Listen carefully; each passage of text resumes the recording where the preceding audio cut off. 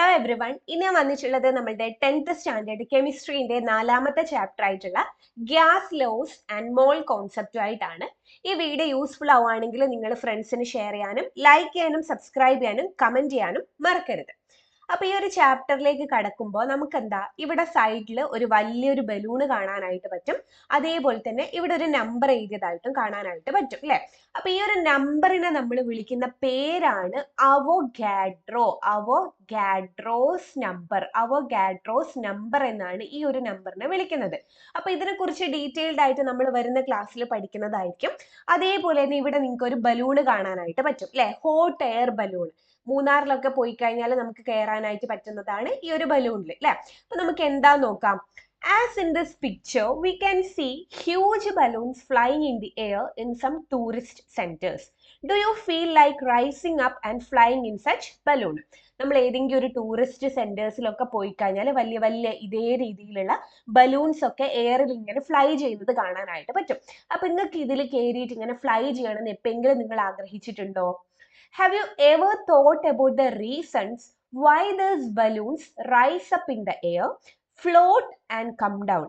ഈ ബലൂൺ ഇങ്ങനെ പറക്കുന്നുണ്ട്. ഓക്കെ, ആ പറക്കുന്നത് കാണുമ്പോൾ നിങ്ങൾ എപ്പോഴെങ്കിലും ചിന്തിച്ചിട്ടുണ്ടോ എങ്ങനെയാണ് ഈ ബലൂണ് പറക്കുന്നത്, എങ്ങനെയാണ് ആ ബലൂണ് പറന്നതിന് ശേഷം തിരിച്ച് നിലത്തേക്ക് എത്തുന്നത് എന്ന് എപ്പോഴെങ്കിലും നിങ്ങൾ ആലോചിച്ചിട്ടുണ്ടോ?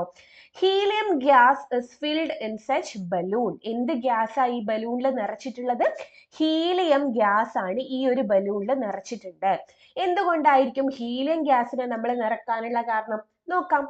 Why do balloons filled with helium gas rise up in the air? എന്തുകൊണ്ടായിരിക്കും നമ്മൾ ഓക്സിജനെയോ അല്ലെ കാർബൺ ഡൈ ഓക്സൈഡിനെയോ അല്ലെ നൈട്രജനെയോ നിറക്കാണ്ട് ഹീലിയം ഗ്യാസിനെ ബലൂണിൽ നിറക്കാനുള്ള കാരണം? അതെന്താന്ന് വെച്ച് കഴിഞ്ഞാല് is the density of helium gas filled in this balloon greater or lesser than that of the atmospheric air? എന്ന് വെച്ച് കഴിഞ്ഞാല് നമ്മുടെ അറ്റ്മോസ്ഫറിക് എയർ എന്ന് വെച്ച് കഴിഞ്ഞാൽ എന്താ, ഓക്സിജൻ ഒക്കെ ഉള്ളത് അല്ലെ. അപ്പൊ ഓക്സിജൻ ഉണ്ട് അല്ലെ, ഓക്സിജൻ ഉള്ള ഈ ഒരു എയർ ആണെന്ന് വിചാരിക്കും. അതിലാണ് നമ്മൾ ആരെ പറത്തുന്നത്, നമ്മളുടെ ഈ ഒരു ബലൂണിനെ പറത്തുന്നത് അല്ലെ. ഇത് ബലൂണാണ് നിങ്ങളൊന്ന് വിചാരിക്കുക കേട്ടോ. ബലൂണിൽ പറത്തുന്നത്. ബലൂണിൽ എന്താ ഉള്ളത്? ഹീലിയം ആണ് ഉള്ളത്. അപ്പൊ നിങ്ങളൊന്ന് ആലോചിച്ച് നോക്ക്, ഹീലിയം നിറച്ച് പറക്കുന്നത്, നേരെ മറിച്ച് ഓക്സിജൻ നിറച്ചാൽ പറക്കുവോ? ഇല്ല. കാരണം എന്താന്ന് വെച്ച് കഴിഞ്ഞാല് ഇപ്പൊ നിങ്ങളൊരു വെള്ളം എടുത്ത്, ഓക്കെ, ഒരു ബീക്കറിൽ വെള്ളം എടുത്ത് വെള്ളത്തിലേക്ക് കല്ലിട്ട് കഴിഞ്ഞ് എന്ത് ചെയ്യും? കല്ല് താഴെ വന്ന് നിൽക്കും. നേരെ മറിച്ച് ഒരു പ്ലാസ്റ്റിക്കിന്റെ ഒരു കുപ്പി മൂടിയൊക്കെ ഇട്ടിട്ട് പ്ലാസ്റ്റിക്കിന്റെ ഒരു കുപ്പി ഇട്ടെന്ന് വിചാരിക്കാം. അങ്ങനെയാണ് ഈ കുപ്പി എന്താ ചെയ്യുക? ആ കുപ്പി വെള്ളത്തിന്റെ മേലെ ഇങ്ങനെ ഫ്ലോട്ട് ചെയ്ത് നിൽക്കും അല്ലെ. അതേ സംഭവം തന്നെയാണ് ഇവിടെയും അപ്ലിക്കബിൾ ആയിട്ടുള്ളത്. അതായത് ഹീലിയം ഗ്യാസിന് എന്ത് കുറവാണ്? ഡെൻസിറ്റി കുറവാണ്. എന്ത് കുറവാണ്? ഡെൻസിറ്റി കുറവാണ്. അപ്പൊ ഡെൻസിറ്റി കുറവുള്ള ആള് ഡെൻസിറ്റി കൂടിയതിലേക്ക് ഇട്ട് കഴിഞ്ഞാൽ എന്ത് ചെയ്യും? അത് ഫ്ലോട്ട് ചെയ്യും അല്ലെ. നമ്മൾ ഈ വെള്ളം അല്ലെ, വെള്ളത്തിന് ഡെൻസിറ്റി കൂടുതലാണ് അല്ലെ. അപ്പൊ ഒരു കുപ്പി അല്ലെ, മൂടി അടച്ചിട്ടുള്ള ഒരു കുപ്പി ഇട്ട് കഴിഞ്ഞാൽ മൂടിയും കുപ്പിയും പൊങ്ങി നിൽക്കും. കാരണം എന്താണ്? യെസ്, ഈ കുപ്പിക്ക് ഡെൻസിറ്റി കുറവാണ്. ഡെൻസിറ്റി കുറവുള്ള ആൾക്കാരൊക്കെ എന്ത് ചെയ്യും? ഫ്ലോട്ട് ചെയ്ത് നിൽക്കും അല്ലെ. ഡെൻസിറ്റി കൂടിപ്പോയ കല്ല് എന്തായിപ്പോയി? കല്ല് താഴേക്കും വീണ്. അതേ കേസ് തന്നെയാണ് ഇവിടെയും. ഹീലിയം എന്ന് പറയുന്ന ആൾക്ക് അല്ലെ, ബാക്കിയുള്ള അറ്റ്മോസ്ഫിയറിലുള്ള എയറിനേക്കാളും എന്ത് കുറവാണ്? ഡെൻസിറ്റി കുറവാണ്. അപ്പൊ is the density of helium gas filled in this balloon greater or lesser than that of the atmospheric air എന്നാ ചോദിച്ചിട്ടുള്ളത്. എന്താണ്? ലെസ്സർ ആയിരിക്കും. ലെസ്സർ ആണെങ്കിലാണ് പൊങ്ങി നിൽക്കുക അല്ലെ. ഇത് ബലൂൺ ആണെങ്കിൽ ബലൂൺ ഇങ്ങനെ പൊങ്ങി നിൽക്കണമെങ്കിൽ ഈ ബലൂണിൽ നിറച്ചിട്ടുള്ള ഹീലിയം ഗ്യാസിന്റെ ഡെൻസിറ്റി എന്തായിരിക്കണം? കുറവാണെങ്കിൽ പൊങ്ങി നിൽക്കും. ഇനിയിപ്പോ വലിയ ഡെൻസിറ്റിയുള്ള നിറച്ചു കഴിഞ്ഞാൽ പൊങ്ങോ? ഇല്ല. അപ്പോൾ tabulate the substance around us on the basis of the physical state. ഇത് വളരെ മുമ്പ് കുഞ്ഞുങ്ങളോട് പറഞ്ഞു കൊടുക്കേണ്ട സാധനം അല്ലെ. സോളിഡ്, ലിക്വിഡ്, ഗ്യാസ് അല്ലെ, പണ്ടേ പഠിക്കുന്നതാ അല്ലെ. കുറച്ച് സോളിഡിന് എക്സാമ്പിൾ പറ. ഏതൊക്കെയുണ്ട്? യെസ്, വുഡ് ഉണ്ട് അല്ലെ, ബെഞ്ച് ഉണ്ട്, ഡെസ്ക് ഉണ്ട്, പെന്നുണ്ട്, എന്തൊക്കെയോ ഉണ്ട് അല്ലെ. അതൊക്കെ എന്താണ്? സോളിഡ് ആണ്. ലിക്വിഡിനോ? വാട്ടർ ഉണ്ട്, മിൽക്ക് ഉണ്ട്, ബ്ലഡ് ഉണ്ട്. ഇതൊക്കെ ലിക്വിഡിന് എക്സാമ്പിൾ ആ. ഗ്യാസിന് എക്സാമ്പിൾ ഏതൊക്കെയാ? എയർ. അങ്ങോട്ടേക്ക് എഴുതാൻ പറ്റൂലേ, അതുകൊണ്ട് ഇവിടെ എഴുതുന്നുണ്ട്. എയർ ഉണ്ട്, ഹീലിയം ഉണ്ട്, നൈട്രജൻ ഉണ്ട്, ഓക്സിജൻ ഉണ്ട്, അങ്ങനെ കുറേ ഉണ്ട് അല്ലെ. അപ്പൊ ഈ സോളിഡ് എന്ന് ഉദ്ദേശിക്കുന്നത് എന്താ? നല്ല കട്ടിയുള്ള സാധനം അല്ലെ? നല്ല കട്ടിയുള്ള സാധനമാണെങ്കിൽ അത് സോളിഡാ അല്ലെ? പിന്നെ എന്താ? ഇങ്ങനെ ഒഴുകുന്നത് അല്ലെ? വെള്ളം പോലത്തെ സാധനമാണ് ലിക്വിഡ് അല്ലെ? ഗ്യാസ് എന്ന് വെച്ച് കഴിഞ്ഞാൽ എന്താ? നമ്മളുടെ വായു പോലത്തെ സാധനം. ഓക്കെ, അപ്പൊ അത് ഞാൻ പറഞ്ഞു തരേണ്ട ആവശ്യമില്ല, അത് നിങ്ങൾ തന്നെ ലിസ്റ്റ് ചെയ്ത് എഴുതിക്കോളാം. ജസ്റ്റ് ഒരു എക്സാമ്പിൾ പോലെ ഞാൻ കുറച്ച് കാര്യങ്ങൾ പറഞ്ഞു തന്നിട്ടുണ്ട്, അത്രമാത്രം മനസ്സിലാക്കി വെക്കാം. ഇനി do you know which of the state has the least density? അപ്പൊ ഇതില് സോളിഡിനാണോ അല്ലെ ലിക്വിഡിനാണോ അല്ലെങ്കിൽ ഗ്യാസിനാണോ ഏറ്റവും കുറവ് ഡെൻസിറ്റി എന്നാണ് ചോദിച്ചിട്ടുള്ളത്. ആർക്കായിരിക്കും ഏറ്റവും കുറവ് ഡെൻസിറ്റി? അത് നമ്മളുടെ ഗ്യാസസിനായിരിക്കും എന്തുണ്ടാവാം? ഏറ്റവും കുറവ് ഡെൻസിറ്റി. കാരണം എന്താ? ഗ്യാസസിൽ അല്ലെ, സോളിഡ് ആവുമ്പോൾ അതിലുള്ള പാർട്ടിക്കിൾസ് ഒക്കെ അടുത്തടുത്തായിരിക്കും ഉണ്ടാവുക. ലിക്വിഡ് ആണെങ്കിൽ കുറച്ചും കൂടി ദൂരെ അല്ലെ, ഗ്യാസ് ആണെങ്കിലോ നന്നായിട്ട് വിട്ടായിരിക്കും ഉണ്ടാവുക അല്ലെ. അപ്പൊ നന്നായിട്ട് വിട്ട് വരുമ്പോൾ അതിന്റെ ഡെൻസിറ്റി എന്തായിരിക്കും? കുറവായിരിക്കും അല്ലെ. നമ്മൾ ഈ ഒരു സാധനത്തിന് എടുത്ത് തൂക്കി നോക്കിയാലും ഇതിനെടുത്ത് തൂക്കി നോക്കിയാലും നമുക്ക് ഡെൻസിറ്റി എന്തായിരിക്കും? ഗ്യാസസിന് കുറവായിട്ടായിരിക്കും കിട്ടുക. അപ്പൊ ഏത് അല്ലെ, ഈ 3 സ്റ്റേറ്റ് ഓഫ് മാറ്ററിൽ ഏത് സ്റ്റേറ്റിനാണ് ലീസ്റ്റ് ഡെൻസിറ്റി ഉള്ള? നമ്മളുടെ gases. Find out the elements which exist in gaseous state at ordinary temperature 20 degrees Celsius to 25 degrees Celsius and write them down in the science diary. അതായത് നമ്മൾ പീരിയോഡിക് ടേബിൾ ഒക്കെ പഠിച്ചു വന്ന ആൾക്കാരാ അല്ലെ, അങ്ങനെയുള്ള ആൾക്കാരോടെയാണ് ഇവിടെ എന്ത് പറയുന്നത്? ഗാഷ്യസ് സ്റ്റേറ്റിൽ എക്സിസ്റ്റ് ചെയ്യുന്ന എലമെന്റ്സിനെ പേരെഴുതാൻ ലിസ്റ്റ് ചെയ്ത് എന്നാണ് പറഞ്ഞിട്ടുള്ളത് അല്ലെ. ഏതൊക്കെയാണ് ഗാഷ്യസ് സ്റ്റേറ്റിലെ? ഓർഡിനറി ടെമ്പറേച്ചർ എന്ന് വെച്ച് കഴിഞ്ഞാൽ സാധാരണ നമ്മൾ ഈ ഒരു ടെമ്പറേച്ചറിൽ എക്സിസ്റ്റ് ചെയ്യുന്ന ഗാഷ്യസ് ആയിട്ടുള്ള കുറച്ച് എലമെന്റ്സ് ഏതൊക്കെയാ? നമ്മളുടെ നോബിൾ ഗ്യാസസിൽ എല്ലാവരും വരും അല്ലെ. നോബിൾ ഗ്യാസസിൽ ആരൊക്കെ ഉണ്ടായിരുന്നു? നമ്മൾ കൂടുതലായിട്ട് പഠിച്ചിട്ടുള്ളത് ഹീലിയം, നിയോണ്, ആർഗൺ, ക്രിപ്റ്റൺ അല്ലെ. ഇത്രയും ആൾക്കാരെ കുറിച്ചാണ് നമ്മൾ പഠിച്ചിട്ടുള്ളത് അല്ലെ. ഇതിന് പുറമെ നമുക്ക് സെനോണും ഉണ്ട്, റേഡനും ഉണ്ട്. ഓക്കെ, അപ്പൊ ഇതൊക്കെ നോബിൾ ഗ്യാസസിൽ വരുന്ന. അതല്ലാണ്ട് നമുക്ക് വേറെയും കുറച്ച് ആൾക്കാർ അറിയാലോ. നമുക്ക് ഭയങ്കര ഫെമിലിയർ ആയിട്ടുള്ള നമ്മളുടെ ഹൈഡ്രജൻ ഉണ്ട് അല്ലെ. പിന്നെ ആരുണ്ട്? നൈട്രജൻ ഉണ്ട്, ഓക്സിജൻ ഉണ്ട്, ഫ്ലൂറിൻ ഉണ്ട്, പിന്നെ ആരുണ്ട്? ക്ലോറിൻ ഉണ്ട് അല്ലെ. ഞാൻ ഇത് മോളിക്യൂൾ ആയിട്ടാണ് എഴുതിയിട്ടുള്ളത്. H2 അല്ലെ, hydrogen gas, nitrogen, oxygen, fluorine, chlorine. ഇവരൊക്കെ എന്താണ്? നമ്മളുടെ ഗാഷ്യസ് സ്റ്റേറ്റിൽ കാണപ്പെടുന്ന, ഓർഡിനറി ടെമ്പറേച്ചറിൽ ഗാഷ്യസ് സ്റ്റേറ്റിൽ കാണപ്പെടുന്ന എലമെന്റ്സ് ആണ്. ഓക്കെ, അത് ക്ലിയർ ആണല്ലോ. ഇനി അടുത്തതാണ് from the following tabulate the compounds which exist in gaseous state at ordinary temperature. ഇവിടെ കുറച്ച് എക്സാമ്പിൾസ് കൊടുത്തിട്ടുണ്ട്. ആ എക്സാമ്പിൾസിൽ നിന്നും ഏതൊക്കെയാണ് ഗാഷ്യസ് സ്റ്റേറ്റ്, ഓർഡിനറി ടെമ്പറേച്ചർ, സാധാരണ നമ്മുടെ നോർമൽ ടെമ്പറേച്ചറിൽ ഏതൊക്കെയാണ് ഗാഷ്യസ് സ്റ്റേറ്റ് ഉണ്ടാവുക എന്നാണ് ചോദിച്ചിട്ടുള്ളത്. കാർബൺ ഡൈ ഓക്സൈഡ്, യെസ്, അതൊരു ഗാഷ്യസ് ആണ്. സോഡിയം ക്ലോറൈഡ് നമ്മളുടെ ഉപ്പ് അല്ലെ, അത് ഗ്യാസ് ആണോ? അല്ല, അത് സോളിഡ് ആണ്. അമോണിയ എന്താണ്? യെസ്, അമോണിയ എന്താണ്? അതൊരു ഗ്യാസ് ആണ്. ഗ്ലൂക്കോസ് ഗ്യാസ് ആണോ? അല്ല, ഗ്യാസ് അല്ല, അതൊരു സോളിഡ് ആണ്. അമോണിയം ക്ലോറൈഡ് അല്ലെ, അമോണിയം ക്ലോറൈഡ് എന്താ? അതൊരു സോളിഡ് ആണ് അല്ലെ, ഗ്യാസ് അല്ല. അടുത്തത് മീത്തേൻ എന്താ? മീത്തേൻ ഒരു ഗ്യാസ് ആണ്.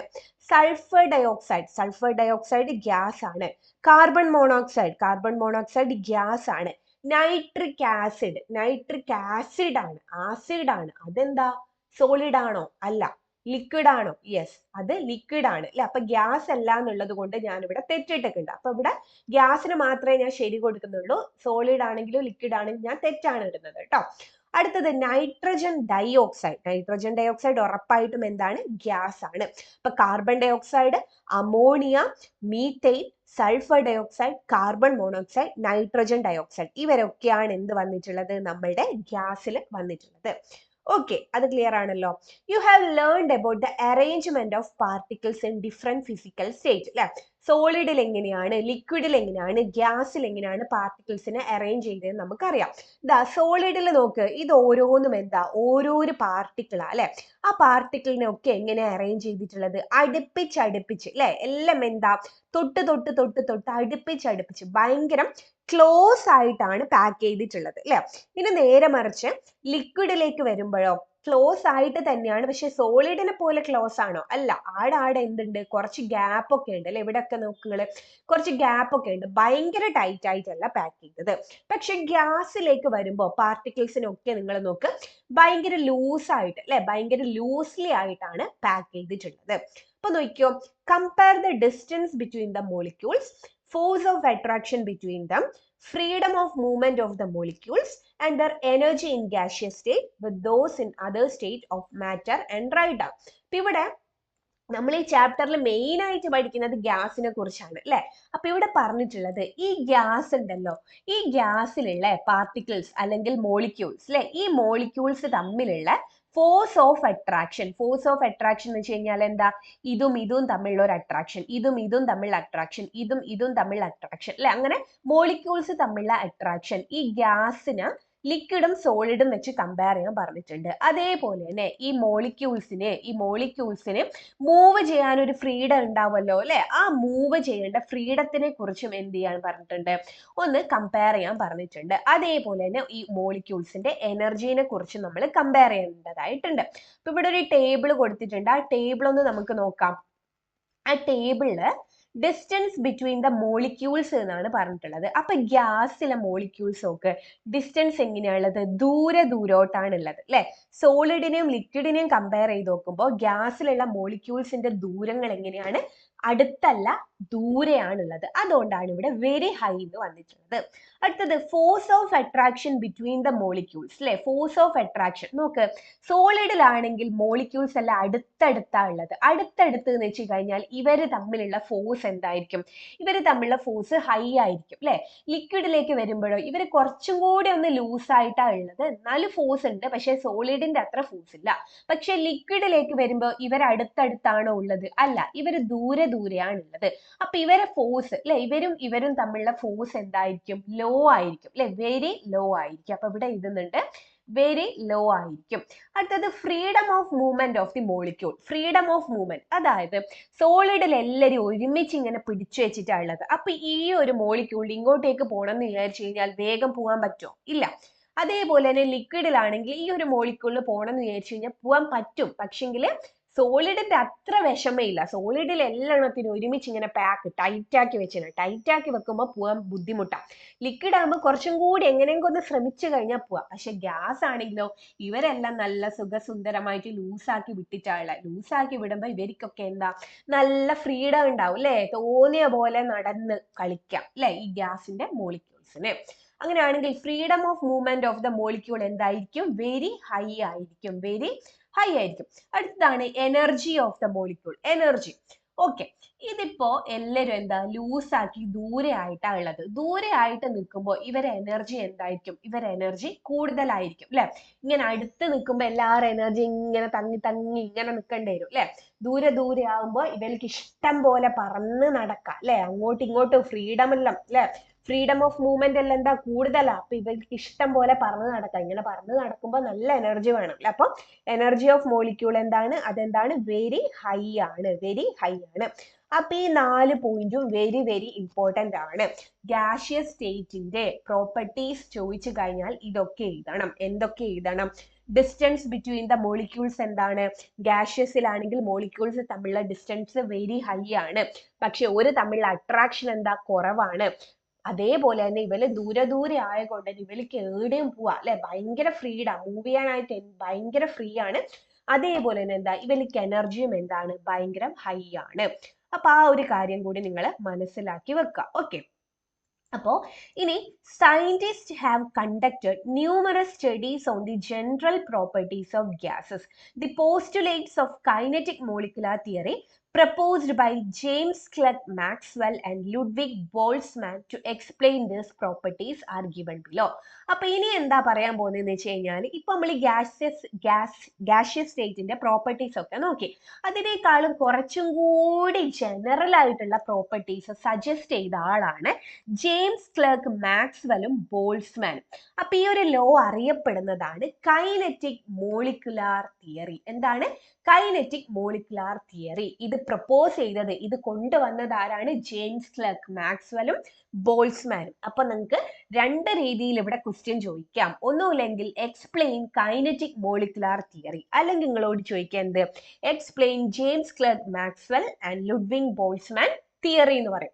അപ്പൊ ആ രണ്ട് തിയറി ചോദിച്ചു കഴിഞ്ഞാലും ഇനി പറയാൻ പോകുന്ന കാര്യങ്ങളാണ് നിങ്ങൾ എഴുതേണ്ടത്.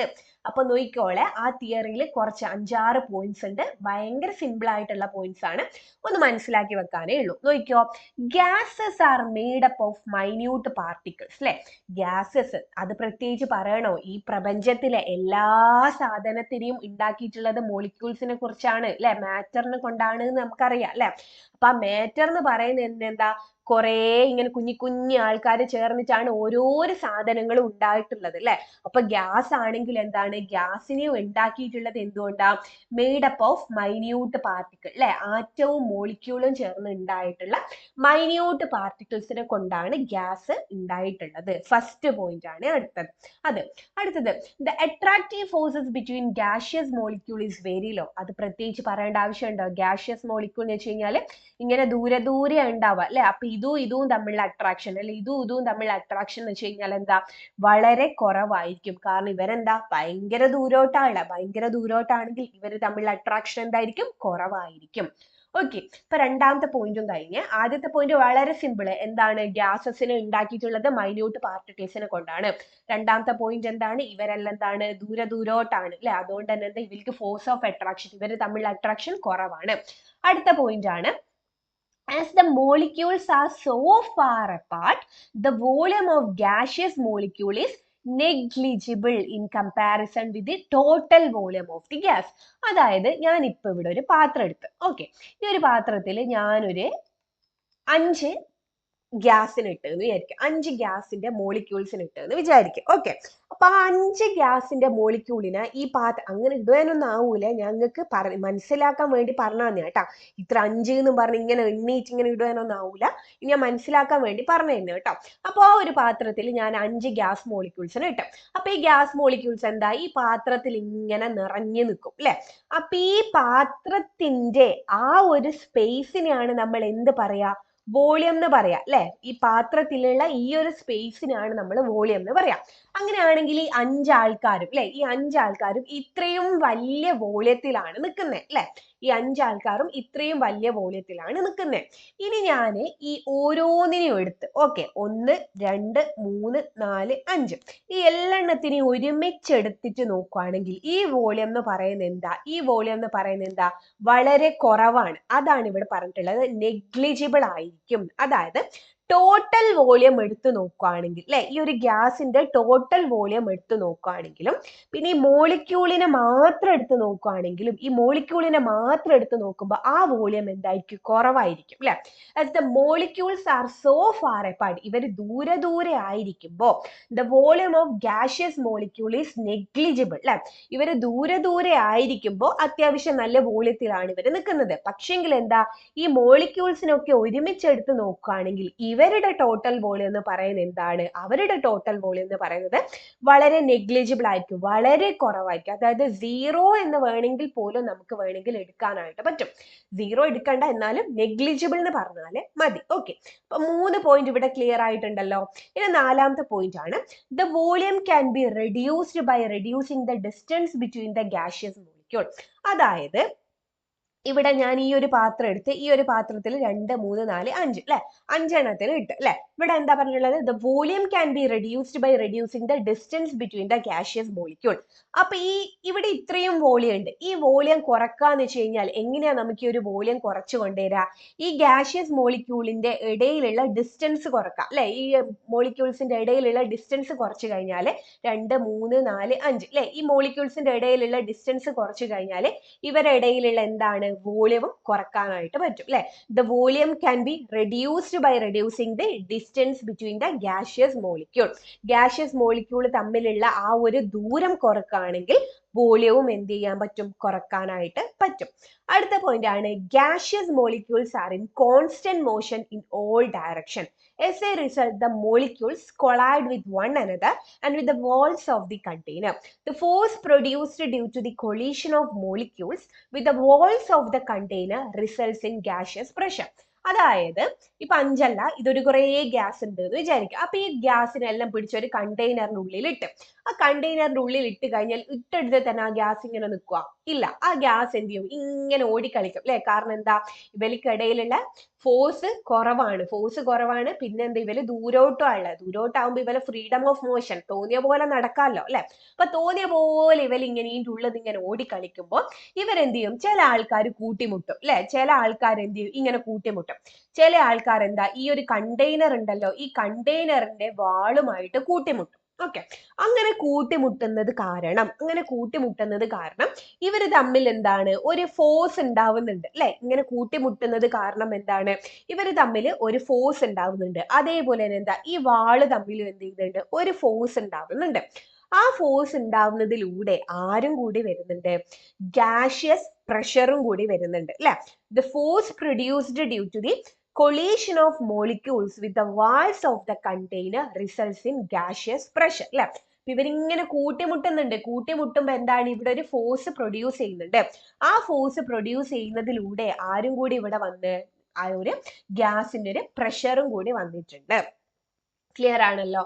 ഓക്കെ, അപ്പൊ ആ ഒരു പോയിന്റും കഴിഞ്ഞിട്ടുണ്ട്. ഇനി അടുത്ത പോയിന്റ് എന്താ നോക്ക്. Collision of gaseous molecules are elastic in nature. That means the kinetic energy of the molecule before and after the collision will be the same. അതായത് ആ പാത്രം അല്ലെ, ആ കണ്ടെയ്നറിൽ എന്താ മോളിക്യൂൾസ് ഉണ്ട് അല്ലെ, ഗ്യാസ് ഉണ്ട്. അപ്പൊ ഇവര് തമ്മിൽ ഇയാളും കൂട്ടിമുട്ടുന്നതാണ് ആയിരിക്കും. ഇവർ ഇങ്ങനെ ഓടിക്കളിക്കുന്നത്, ഈ ഓടിക്കളിക്കുമ്പോ എന്താ, ഇവര് കൂട്ടിമുട്ടും അല്ലെ. കൂട്ടിമുട്ടുമ്പോ എന്താണ്, ഇവിടെ ഒരു ഫോഴ്സ് ഉണ്ടായിട്ടുണ്ടല്ലോ അല്ലെ. അപ്പൊ കൂട്ടിമുട്ടുമ്പോ ഈ ഒന്ന് എന്ന് പറയുന്ന ആൾക്ക് ഒരു എനർജി ഉണ്ടായിരുന്നു അല്ലെ. ഈ രണ്ട് എന്ന് പറയുന്ന ആൾക്കും എന്തുണ്ടാവും, ഒരു എനർജി ഉണ്ടായിരുന്നു അല്ലെ. അപ്പൊ ഇവര് കൂട്ടിമുട്ടി കഴിഞ്ഞാലും എന്തെന്നെയാ, ഇവർക്ക് ഈ എനർജി തന്നെ, ഇയാൾക്ക് ഈ എനർജി തന്നെ ആയിരിക്കും. അതാണ് ഇലാസ്റ്റിക് എന്ന് പറഞ്ഞത്. അതായത് കൂട്ടിമുട്ടുന്നതിനേക്കാൾ മുന്നേ ഉള്ളതും മുട്ടി കഴിഞ്ഞിട്ടുള്ളതും എനർജി, ഓടിക്കൊണ്ടിരിക്കുമ്പോഴുള്ള എനർജി, അതാണ് കൈനറ്റിക് എനർജി എന്ന് പറഞ്ഞിട്ടുള്ളത് അല്ലെ. മൂവ്മെന്റ് കാരണമുള്ള എനർജി ആയതുകൊണ്ട് കൈനറ്റിക് എനർജി എന്ന് പറഞ്ഞിട്ടുള്ളത് അല്ലെ. അപ്പൊ ഇങ്ങനെ ഓടിക്കൊണ്ട് ഒറ്റയ്ക്ക് ഇയാൾ ഇങ്ങനെ ഓടുന്ന, അപ്പൊ ഇയാൾക്ക് ഒരു എനർജി ഉണ്ട് അല്ലെ, കൈനറ്റിക് എനർജി ഉണ്ട്. അപ്പൊ ഉള്ള എനർജിയും വേറൊരാളുമായിട്ട് കൂട്ടിമുട്ടിയിട്ടുണ്ടാകുന്ന എനർജിയും എന്തുതന്നെയായിരിക്കും, സെയിം ആയിരിക്കും. അതാണ് ഇലാസ്റ്റിക് ഇൻ നാച്ചർ എന്ന് പറഞ്ഞിട്ടുള്ളത്. Okay, last point ആണ് the average kinetic energy of the gaseous molecule is directly proportional to its temperature. അപ്പോൾ ഓരോ ഗ്യാസ് മോളിക്യൂളിലും ടെമ്പറേച്ചർ ഉണ്ട്, എന്തുണ്ട്, കൈനറ്റിക് എനർജി ഉണ്ട് എന്ന് മനസ്സിലായി. അപ്പൊ അതിന്റെ ഒക്കെ ഒരു ആവറേജ് അല്ലെ, ടോട്ടൽ എടുക്കുകയാണെങ്കിൽ അതൊക്കെ എന്തിന് ഡയറക്ട്ലി പ്രൊപ്പോർഷണലാ, ടെമ്പറേച്ചറിന് ഡയറക്ട്ലി പ്രൊപ്പോർഷണലാ എന്ന് വെച്ച് കഴിഞ്ഞാൽ ടെമ്പറേച്ചർ കൂടുകയാണെങ്കിൽ കൈനറ്റിക് എനർജി കൂടും, ടെമ്പറേച്ചർ കുറയാണെങ്കിൽ കൈനറ്റിക് എനർജി കുറയും. ഓക്കെ, അപ്പൊ ഇത്രയാണ് എന്തെന്ന് നമ്മളുടെ ബോൾട്സ്മാനിന്റെയും പിന്നെ ആരാണ് നമ്മളുടെ മാക്സ്വെല്ലിന്റെയും തിയറി അല്ലെ, അല്ലെങ്കിൽ കൈനറ്റിക് മോളിക്കുലാർ തിയറി.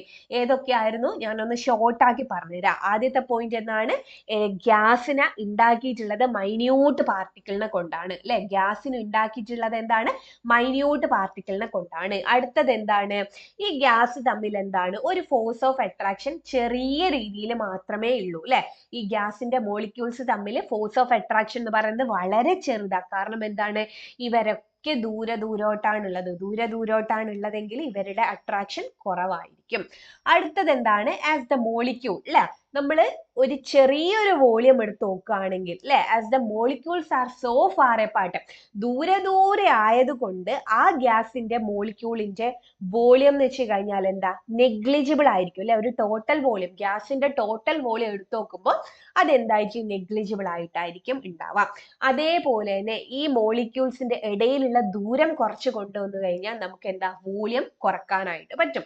പിന്നെ എന്താ പറഞ്ഞിട്ടുള്ളത്, യെസ്, ഈ ഒരു കണ്ടെയ്നറിൽ ഗ്യാസിനെ പിടിച്ചിട്ട് കഴിഞ്ഞാൽ ഈ ഗ്യാസ് ഭയങ്കര ഓട്ടത്തിലായിരിക്കും ഉണ്ടാവും അല്ലെ. അങ്ങും ഇങ്ങും തലങ്ങും വിലങ്ങും എല്ലാം ഇങ്ങനെ ഓടിക്കൊണ്ട് നിൽക്കുന്നതായിരിക്കും.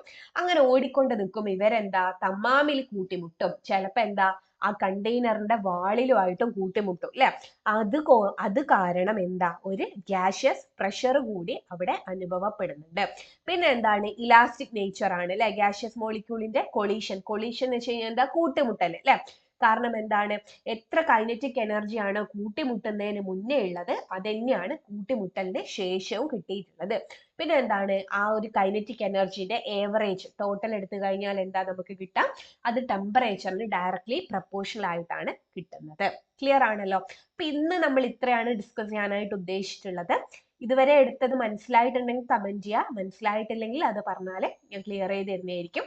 വീഡിയോ യൂസ്ഫുൾ ആയിട്ടുണ്ടെങ്കിൽ നിങ്ങൾ ഫ്രണ്ട്സിന് ഷെയർ ചെയ്യാനും ലൈക്ക് ചെയ്യാനും സബ്സ്ക്രൈബ് ചെയ്യാനും കമന്റ് ചെയ്യാനും മറക്കരുത്. അപ്പൊ എല്ലാവർക്കും all the best. Thank you.